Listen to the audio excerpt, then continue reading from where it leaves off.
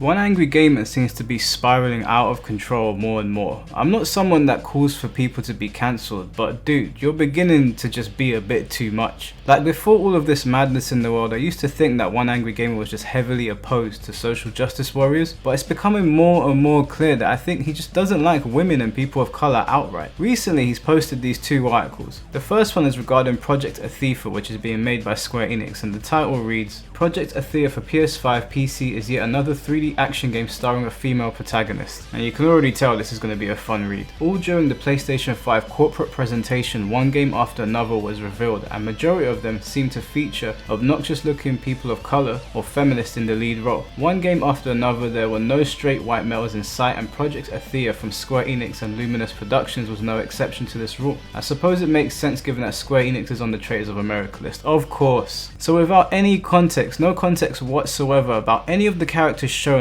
especially with this game, just that they might be feminists purely because they're women, and for some reason they're obnoxious because they're people of colour. Like, do you understand how ridiculous this is? The typical centrist will proclaim, oh but there were plenty of games starring males, but then if you ask them, other than Hitman 3, which of these games starred a straight white male, they will be brought to heel at Silence's feet for their ignorance and folly. I'm actually at a loss for words. Like, I don't think this guy gets that this sort of talk weaponizes people like Anita Sarkeesian. It makes her feel more legit because she's on the other side of things. Anyway, Project Athia is being built on the Luminous engine, which was originally introduced way back in 2012 when Epic was rolling out their first iteration of the Unreal 4 engine. Both engines have similar capabilities such as global illumination, physical based rendering, and multiple libraries, but for some reason Square thought it was wise to waste it on yet another third-person action game starring a black female protagonist who relies on nature-based magic and non-sexual tentacles. I think you guys can kind of see why people think One Angry Gamer might be a little unhinged. This man has zero context on the stories of origins of these characters, but he's already hating on them just because they're not straight white males. Don't you think that's a bit weird? The minute-and-a-half trailer looks very similar to Final Fantasy, or rather Final Fantasy Agni's Philosophy. Of course, the main difference being that Agni's Philosophy starred a hot-looking chick and Project Athia has what appears to be a liberal in the lead role, based on the brief tease they showed of the main heroine.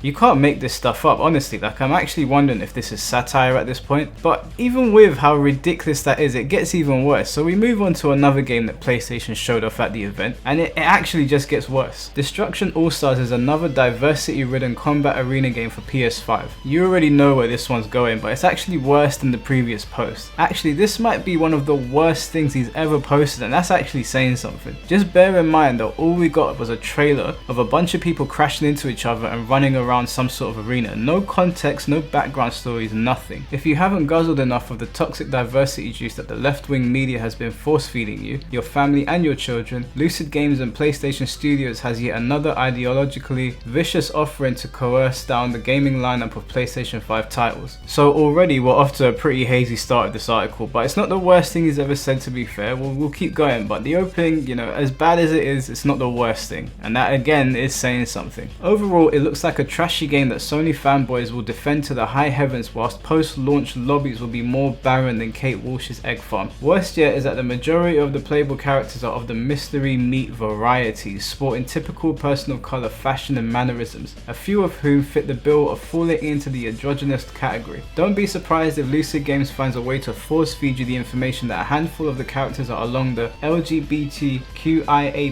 spectrum, because Jove forbid that we get a game featuring a large roster that's degenerate free in a video game made for current year audiences. Mystery meat variety, my guy, what is wrong with you? I think it's safe to say this dude's just outright racist. Like, if there was ever any doubt before at all, and I'm not sure how there even could be, but if there was, then there it is. Like, how could you even defend this? Sporting typical person of colour fashion and mannerisms. My god, he's literally assuming which characters like straight and gay, and it goes as far as to call those people degenerates. I mean, how do you even defend this guy? I don't even know what to say. I want to know what you guys think about all of this. Do you think this is satire? Does it seem like satire to you? Because it seems like satire to me now. Do you think that he's in the right in saying all of this, that he's justified, or do you think that this is actually ridiculous? Do you think he's a racist? Like, do you think he just hates the world? Let me know what you think in the comment section below. Next up, The Last of Us is the game that just keeps on giving, but this time it's not Naughty Dog or The Last of Us that is directly giving us the drama. A JB Hi-Fi store has created a very questionable The Last of Us Us Part 2 display. Now honestly, when I first saw this, I thought it was actually a joke. I didn't know anyone had the balls this big, because you gotta remember that this isn't the internet. This isn't on the internet. This is a store you can walk into. Now personally, I found it funny, but of course I understand in 2020 you can't do something like this. Maybe if this was back in the 90s, this would have been cool, but you can't get away with this stuff anymore. Sometimes these displays go a little bit too far. We've seen JB Hi-Fi push the boundaries of some of its games reviews before, but this Last of Us Part 2 display from a Brisbane store absolutely oversteps the mark. At first glance the display looks as you'd expect, but it's not until you look a little bit closer and see that the store has recreated the cover of The Last of Us Part 2 with the title A Very Angry Lesbian. Obviously Ellie is a lesbian and Naughty Dog has never shied away from this fact, choosing to embrace it throughout The Last of Us Left Behind and The Last of Us Part 2. But you have to wonder why somebody would use this in the way they have in a store display. Obviously whoever did this was either trying to upset someone or they've got an incredibly dark sense of humor. But then it's not really a dark joke. I mean, it is a joke, but is it insulting? Because Ellie is a lesbian, which is not an insult, you know, that's a preference. That's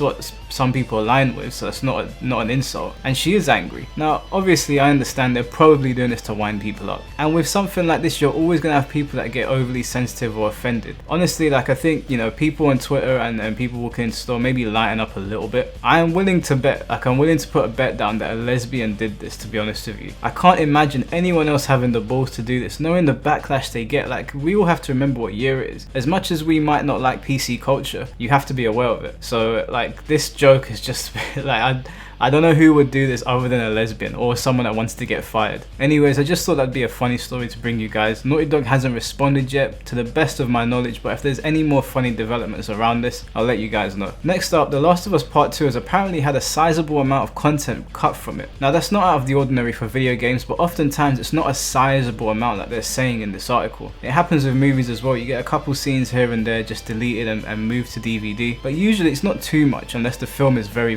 long. It could be a little telling. Co-writing Part 2 was Gross's first foray into the world of writing games, as a screenwriter is best known for writing episodes of Westworld. Talking to Sector, Gross spoke about Part 2's main themes, the circle of violence and redemption, and how the sequel seeks to depict a realistic post-apocalyptic world with multifaceted characters that are faced with tough decisions and sometimes even tougher consequences. When asked about the most challenging aspect of developing the game, Gross said that cutting content was the hardest part and admitted that a lot of things didn't make it into the final version of the game because they didn't end up matching up with the story's themes. This isn't surprising. Most games we receive look nothing like their initial versions. As games are developed, anything from their storylines to their designs can change. Which is true, most games don't end up looking anything like their original versions. But I wonder if any of it had to do with the overly controversial content that was leaked from The Last of Us Part 2, and I wonder if any of the content that was removed was any of that. Because obviously the backlash was pretty immense. I've never seen anything like this with a video game before. I wouldn't be surprised if a few things were moved here and there, but then again, Naughty Dog does seem pretty adamant on telling a very specific story, so I guess we're just gonna have to see. And lastly, I don't know if you guys got a chance to go and watch SkillUp's 26-minute review of The Last of Us Part 2, but boy was it something. Even the first 3 minutes, he pretty much rips into it and calls it a lesser version of its predecessor, and I'm paraphrasing here, but he says with unimaginative, boring characters. He said it features what feels like a 10-hour side quest that drags on and becomes a little difficult to play. Apparently the gameplay feels outdated and very little changes have been made to it in total. Now personally, I already liked The Last of Us Part 1's gameplay enough, and I didn't actually think that Part 2 would change too much from the original, so I'm not too worried about that. It's a given that the game is going to look stunning, and given the fact that it looks better than Uncharted 4, which is already a breathtaking game, Part 2 is obviously going to knock it out of the park. That's not really the issue here. The problem has always been the portrayal of the story and the characters, and he goes into it in a bit more detail, and it's really interesting. And it's important to remember that SkillUp is being heavily restricted in what he can and can't say by Sony, because Sony put out very strict guidelines, but you'll get the gist of it. Again, I'm paraphrasing here, but he basically said the story is shit and it's just a pitiful revenge plot, which kinda is what I feared from the beginning. However, I'm not 100% saying that that is what's gonna happen. I'm not dying on that hill, and I might be singing a different tune by the time I finish it myself. He did say, and this is probably one of the most unflattering comparisons you can give someone, but he said that Ellie reminds me of Daenerys Targaryen in season 8 of Game of Thrones, and we all know how that went down. Right down the toilet. I mean, talk about ruining a well-written arc for a character. I don't want to give up everything that has been said in the review. You should definitely go check it out yourself, but the reason I cited it and not IGN, GameSpot, any of those other sites is that, I hate to say it, but I'm willing to bet aren't as genuine as they could be when they're reviewing big games. I've enjoyed SkillUp's takes on video games before, and that's why I decided to talk about it on this video. video. It's also just super popular right now. The video's sitting at over 1 million views, so I had to check it out for myself. We're around 2 or 3 days away from its release. I'm going to try and finish it in a week's time so I can get the review out to you guys with my honest opinion as quickly as possible and just sort of go from there. But what do you guys think about all of this? Let me know in the comment section below. And just a quick side note, the reason I chose SkillUp's channel and not someone like Breakthrough is because they posted stuff like this. Didn't people say this is a 25-hour game? Didn't a lot of people say that the really controversial events of the games take place around the 12-hour mark? So how can you sit there and say that 2 hours in you can confirm that nothing is true from the leaks, that nothing correlates? This is what a shield channel looks like.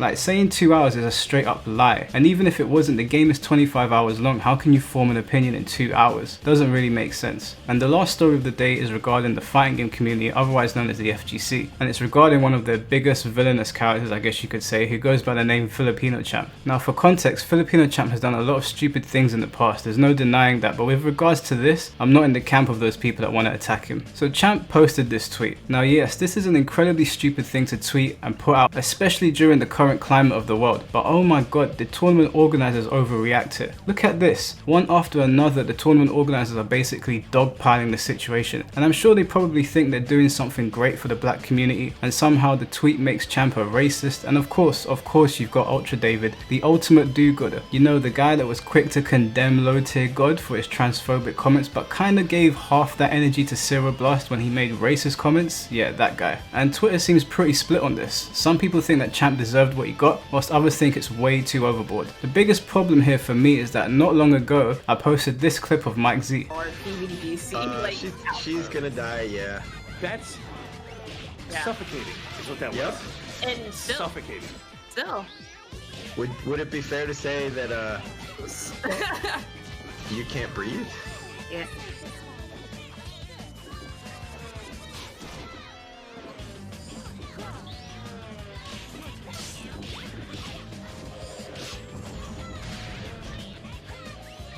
Alright, Gelato. You got a chance now. And funnily enough, Mike Z has not been banned from anything. His Twitter wasn't dogpiled like this, so a joke about a watermelon is worse than a joke about a man that was offed by the police. You're literally referencing that man, but Ultra David and the rest of the tournament organizers don't want to say nothing. Like, why? What's the double standard here? I don't understand. How can you be so militant as to ban a man from every single tournament going forward, but be almost radio silent about Mike Z, who in my opinion did something much worse? In my opinion, it's not because these people care about black issues. It's not because they care about the black community. It's just because they want to be seen doing something. That's why there's no consistency. There's only ever consistency when you actually care, because when you actually care, you're consistent. Imagine joking about what happened to George Floyd and getting a slap on the wrist, but a next man jokes about a watermelon and gets banned from everything. And make no mistake, nobody's saying that the watermelon joke was okay, so don't try to spin it like that. What I am saying is that what Mike Z did was much worse, and these guys did not come with the same energy. Don't pretend to care, that's it. Just don't pretend to care. Ultra David, tournament organizers, and anyone that has condemned Filipino Champ but didn't come with the same energy for Mike Z, none of you actually care. Anyone that condemned low tier God and didn't come with the same energy for Cyril Blast initially, you're all the same. It's one suit fits all or not. It's not a pick and choose situation. But let me know what you guys think about all of this in the comment section below, and as always guys, don't forget to like and subscribe to the channel, and I'll catch you all very soon. Peace.